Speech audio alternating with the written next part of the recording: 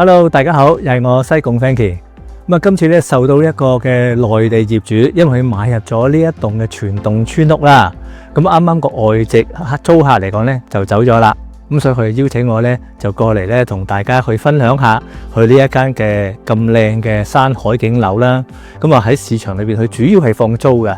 咁如果買賣佢都會考慮。咁啊如果租金嚟講咧都非常之唔錯，我睇咧可以去開估俾大家睇睇。咁今次要介紹咧。呢一間咧係位於喺西沙路旗嶺下老圍嘅全棟2100尺嘅村屋嘅。咁首先咧，大家可以望到啦，咁靚嘅山海景係嘛？因為呢一棟物業嚟講咧，就背山面海，望正咁靚嘅旗嶺下嘅海景啦。佢呢度咧交通非常之便捷啦。由呢一個嘅旗嶺下去到烏溪沙地鐵站咧，車程咧其實只係10分鐘內嘅啫。去到西貢市中心嚟講咧，只係5分鐘。所以非常之方便嘅，而環境咧，大家可以睇到啦，非常之優美，空氣好清新。而呢一棟嘅物業嚟講咧，全棟2100尺啦，傳統嘅3層積，咁而地下咧就連一個花園啦，1、2樓咧係一個特大嘅露台，咁啊到天台咧一個7-8尺嘅典型天台啦。而我哋可以睇到咧，佢個積咧係非常之實用嘅，因為佢嗰個樓梯位設喺側邊啦，中間嘅位置。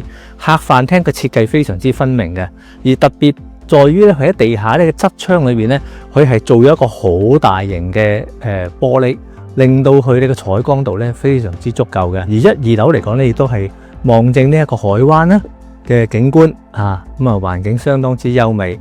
而屬於咧就係4房雙套房嘅設計，另外有個家庭廳添，所以喺個使用度或者可變度嚟講咧都好大噶。而最後講啦。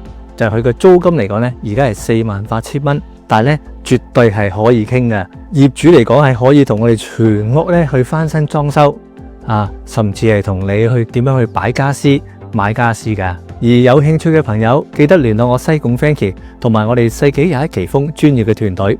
我哋區裏邊呢已經擁有超過35年嘅歷史㗎啦。區裏邊有3間嘅分行，咁啊分別係西沙路分行啦。西貢市中心分行同埋我哋嘅清水灣澳龍嘅分行，我哋好多位嘅資深同事咧，一定係幫到大家揾到心頭所好噶。多謝大家，記得俾個 like 同 share 我頻道啊！拜拜。啲仔女都大晒啦，咁我都可以出返嚟做嘢啊！其實呢區我都好熟啊，我都應該得嘅。喺呢度做白紙呢都唔驚，會有人教你，仲唔使擔心自己一個人食 lunch 㗎。仲諗咩啊？我哋得，你都一定得。加入奇峰，展開2次人生。